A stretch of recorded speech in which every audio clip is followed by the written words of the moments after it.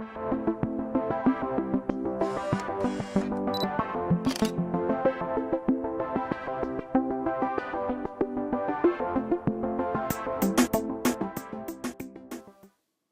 everyone. I wanted to share a short video with you on how I actually edit and apply ratings on the iPad, and this is using Lightroom Mobile. You'll see I click around. It's very easy to move the images and apply ratings to them by just sliding up or sliding down, and that's on the left or the right hand side. So you can apply a flag or rating to an image.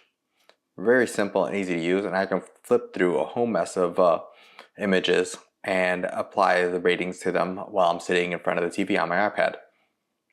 You can also share with social media, so it helps that I'm able to do that all on a mobile device.